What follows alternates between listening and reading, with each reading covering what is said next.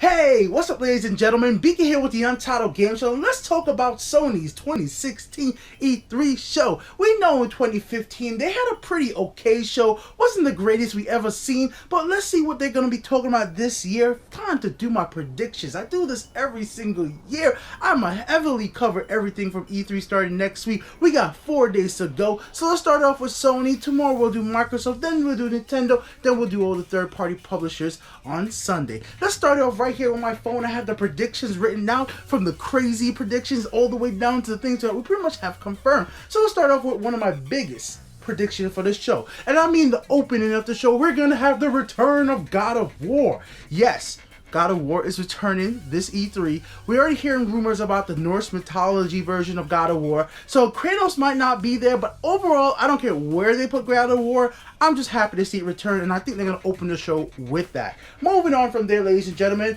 the PlayStation Slim will be revealed, plus a price drop. They have to go ahead and drop the price of the PlayStation 4 because Microsoft keeps dropping the damn price of the Xbox One.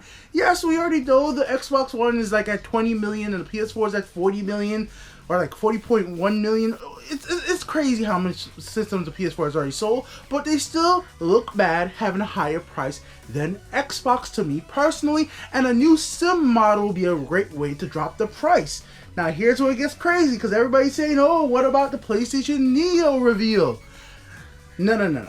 The PlayStation Neo reveal will not happen unless Microsoft announces new, more powerful hardware. What do I mean by this? If you guys don't know, Microsoft actually has their press conference first. So if Microsoft goes on stage and announces the Xbox One Slim and no new powerful Xbox One, I don't think Sony's gonna come out there and say, hey guys, here's our brand new PlayStation Neo when Microsoft didn't. I don't think there's a reason to. Why would you announce a more powerful console if it's not going to come out till the fall when you still want to sell the console that you still have on shelves right now? I think it would just be a bad idea to announce the PlayStation 4 Neo until like a month, if not even a few weeks before it actually gets released in stores. I think it just would be too early to announce one right now unless the competition puts the pressure out there like Microsoft. So if Microsoft goes out there hard, be like, yo, we got a new 6 teraflop system coming that plays 4K Blu-rays, and it comes with an elite controller. What you got, Sony? Well, Sony's gonna be like, okay. We got a PlayStation Neo. It does basically the same thing, and you know, hey, everybody's happy. Moving on from that, guys, we also have the announcer.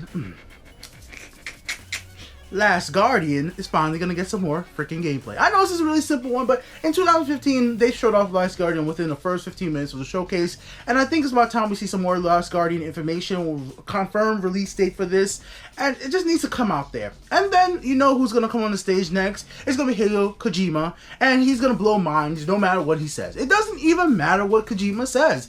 Gamers gonna be like, oh, Kojima, yes. It really, at this point, Kojima is like the prize game developer. He's on that pedestal so high up. Like, we're reaching for him and we can't reach him.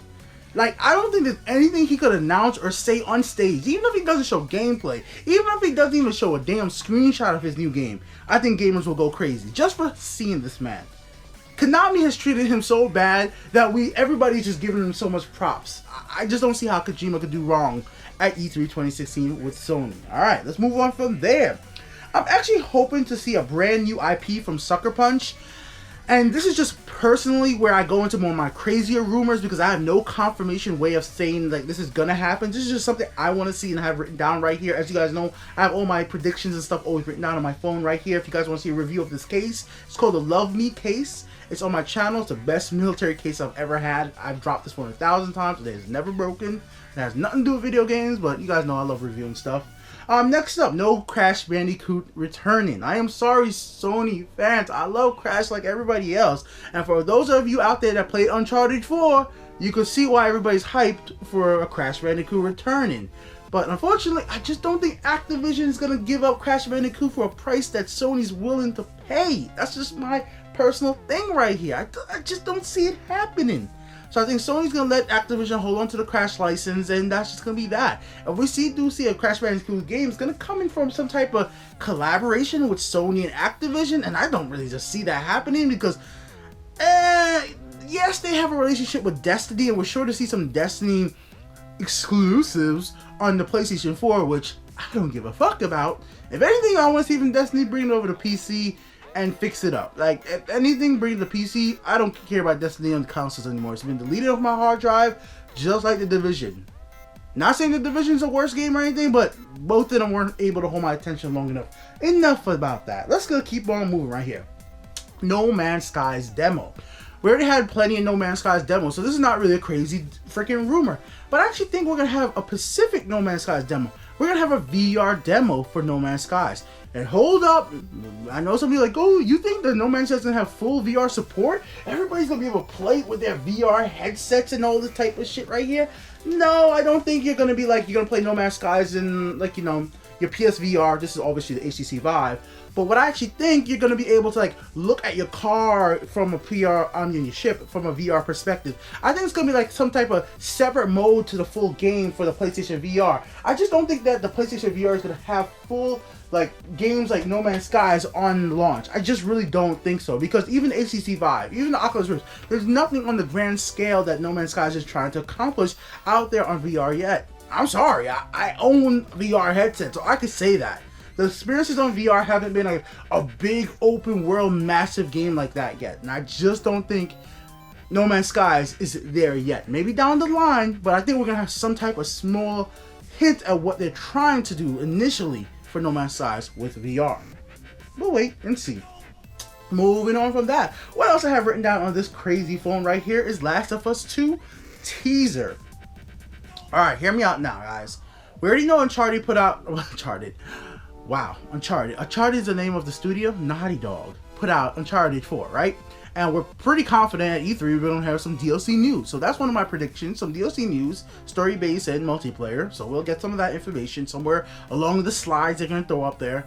And then somewhere, I think at the end of the show, they're going to throw up an Uncharted 2 teaser. And it's not going to be something where you see a lot of information, a lot of gameplay. It's just going to be letting you know that it's being worked on. And I think that's more than enough. So that's something of my big predictions right there. This is another interesting prediction, but a lot of you probably won't care.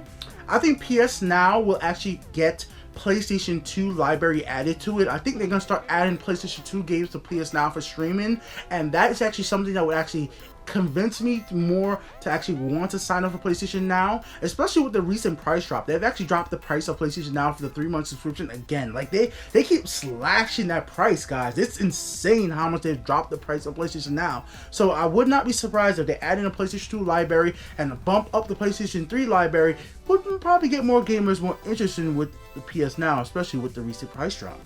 Let's move on from there. This probably is one of the pretty obvious one for everybody out there. Final Fantasy VII Remake. Get some actual gameplay footage. What we've seen, it looked nice, but I want to see menus on the screen. I want to see some real gameplay. I want to see what this game really is going to look like. I think Square could get on stage and be like, yo, here's some gameplay of this thing. Moving on from that, ladies and gentlemen. Let me scroll back up on my phone right here. And this one's probably pretty obvious to everybody. The big thing of the show will be PlayStation VR. I mean, we're going to see little hints of it, but they're going to probably spend a good 20 minutes of their showcase just on PlayStation VR.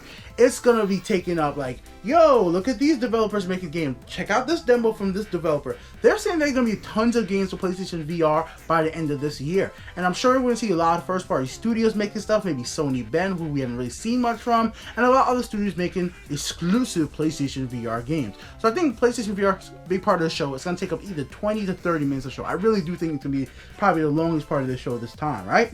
And let's talk about another part of Sony's industry that's not doing too good. Let me grab it and show you. Oh, I hit my camera. Sorry about that, guys. Right here. PlayStation Portable, Vita, whatever you want to call it. It's going to get a montage in about 5 minutes of the show. That's it. It's just going to talk about third-party developers making games and how great it works with the PlayStation 4. You're not going to see any first-party PlayStation Vita games. It's going to be like, hey, the Vita still exists. Get it if you want. Price drop? No, I don't think it's not going to really talk much about PlayStation. There.